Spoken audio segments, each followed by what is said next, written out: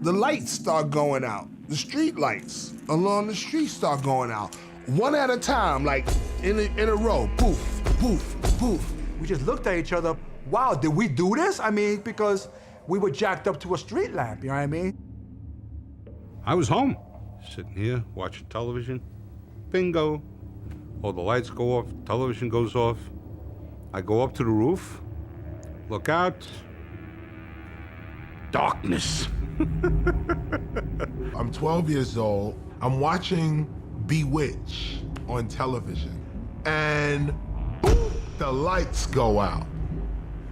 I thought it was just us, because that's a common occurrence. I looked outside, and everything was black. On the night of the blackout, my friend Cheech was visiting, Cheech from Cheech and Chong, you know, and I got a call. Well, the lights went out. I said, come on, let's go up to the Bronx.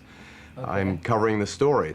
Oh, I was in the middle of a blowjob with a client at Caesar's Retreat, and all the power went out. It was July 13th, 1977. New York was at the beginning of what would become a brutal 10-day heat wave where temperatures were daily over 100. Con Ed says the blackout was triggered when severe lightning knocked out transmission lines that connected Indian Point, the state's main power grid, to the city. With those lines down and with demand for power unusually high because of a heat wave, other generating plants, unable to handle the load, began cutting themselves off. It took only minutes before it was all over. New York had been disconnected from the nation's electric system. The first reality check was a bodega right across the street from where we were playing. The gate went down. Shoo, shoo, shoo. All pandemonium broke, and people just started screaming blackout, and then you heard like bottles breaking and people just running, and we were like stuck out there with all this equipment. And to be out there in the blackout, you were prime, you know what I mean? You were prime for the picking. Everybody was like, hit the stores. It was like, hit the stores. And everybody just started running all at once.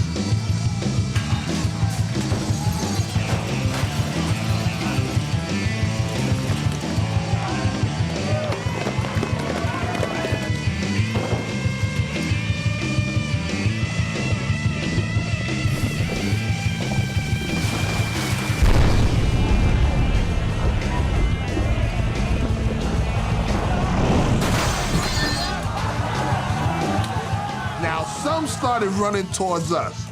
Me and Wiz, we had other ideas, okay? We pull out the guns, we like, no, run that way, okay? Don't run this way, run that way.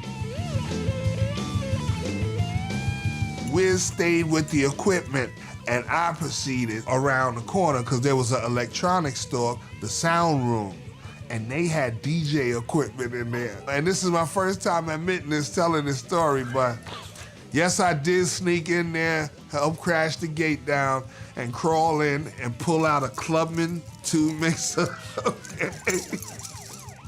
But like I said, couldn't just say, I'm gonna be a DJ. You needed equipment. And that's all I really, wanted. I wasn't trying to loot, everything I could find. Before that blackout, we had literally just maybe 4 or 5 legitimate DJ crews. The next day, the very next day, it sprung this whole revolution of DJs. That was a huge spark and a huge contribution to the hip-hop culture. The rest of the city had other things on their mind. Supermarkets, department stores, banks, check cashing places, jewelry stores, everything.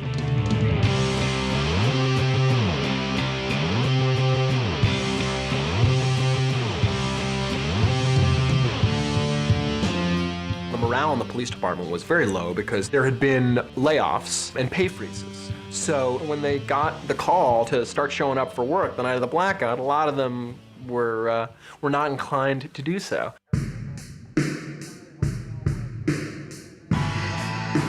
Now guys are starting to come in. We're all in uniform, we're all sitting around. And the door flies open. And this guy comes in.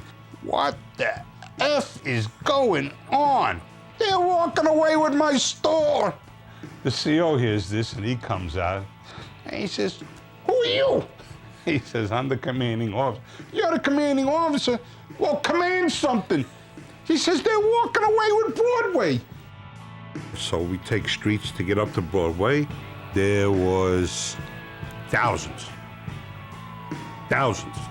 of people in the street, carrying chairs, carrying refrigerators, carrying TVs.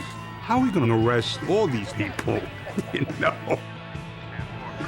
So I says, let's get the cars over here. Take what we can take, and the rest of it, you know, the hell with it. We're putting 2 and 3 guys in the back seat. We're putting televisions in the trunks. We're putting televisions in the back seat on their laps. Sometimes we're putting 2 guys in the trunk, closing the trunk, and transporting him to the precinct.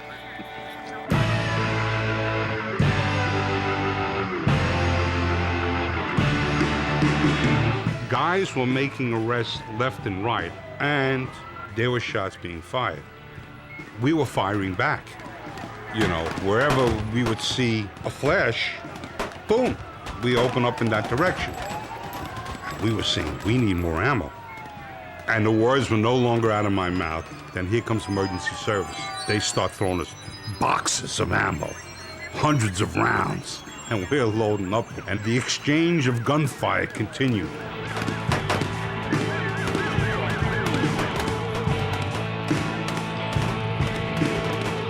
I remember getting on top of a bus. I started yelling to the crowd. I said, the world is watching, and cool down. Everybody's got to go home. The lights will be on soon. Everything's going to be okay. I never figured that even as hard on its luck as New York was, that the veneer of civilization was that thin, that people who were marginal people, or even in their regular lives law-abiding people, suddenly became this crowd of anarchists in it for themselves. The, you know, Jekyll and Hyde personality came out, and people that you would never expect, the housewives, some of them. I mean, not all by any means minorities either. I'm bugging out because church-going, upstanding citizens, the ones you know are teachers and doctors and in the community, they are now reduced to looters, thieves, and rioters. I was shocked. I was afraid. I was frightened at the sound of glass breaking, cars screeching, guns going off, and motherfucker, get away from my door.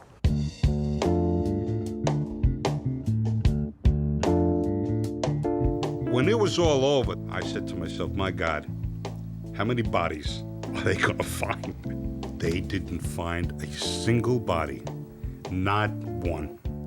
They talk about the riots, but the fact of the matter is very few people were killed, if any, were killed during that time. People weren't turning that violence outward toward, they were doing violence to property.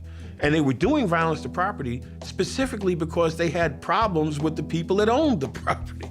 Most people went to bed that night really not knowing what was happening around them. So people woke up the next morning, and I think there was this sense of shock. The power was still out. And the other problem was that the police had arrested thousands of people, and there was nowhere to put them. They had to open the tombs, I remember. A prison that had been closed for many years, and people were getting bitten by rats and stuff because that place had been closed for so long. What's going on? My mother sat me down. She said, son, when there is no light, man is reduced to animal. I began to look at people deeper than what they were showing me on the outside at age 12. It's when I became a man. People's actions, you know, were brought on by their conditions. The message to the city is that we need help here. We're doing bad. There's nothing here for us. There's no jobs. We're housing, you know, healthcare, nothing. We you know what I mean? We at the end of our rope. We are just surviving by a thread.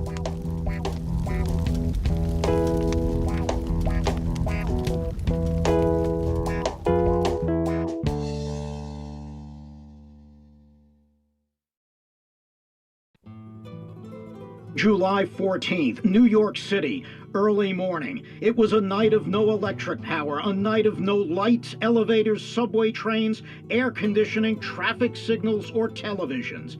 What the city did have in the dark streets was a wild outburst of crime, arson, looting, mugging, and 1,000 false fire alarms. I think it's really disgusting, you know? It makes you really want to throw up when you look at what's happened. And we got to live here. It's no place for us to go. Take out everything. I lost all my money. I worked about 10 years for this. I lost everything. I can't talk. Everything is gone. Everything. The cops were inadequate, didn't have enough of them.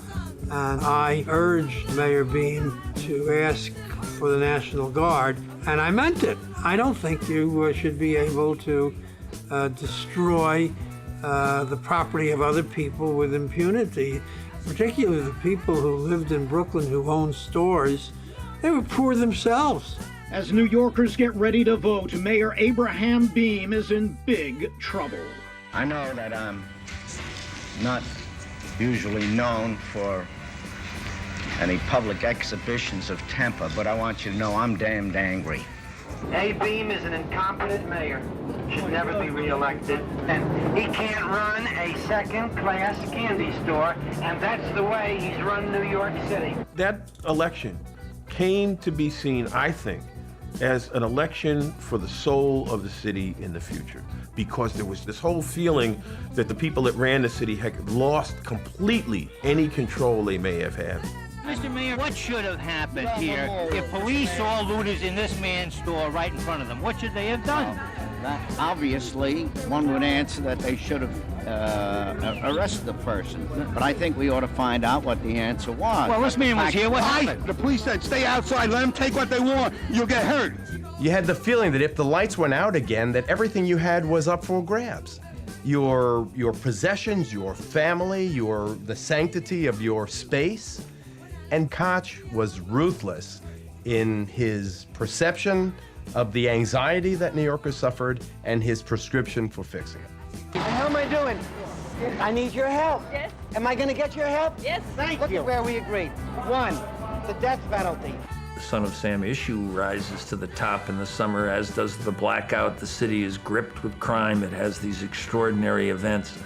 And it was really at that point that Koch became the death penalty candidate for mayor. That's when he seized on it, and he would whisper to people, I have to do it. It's the only way I can get in. In the tight race, Koch has taken a narrow lead and gained the endorsement of the New York Post and Daily News, while Mayor Beam, suffering a dramatic dip in approval after the blackout, struggles to bring calm to a city in turmoil. The people of this city know and understand that we can improve the quality of life here in our city. We had soaring murder rates. We had a city that was really gripped with every form of crime. And, you know, the quality of life violations would never even occur to anybody. The quality of life was supposed to be violated.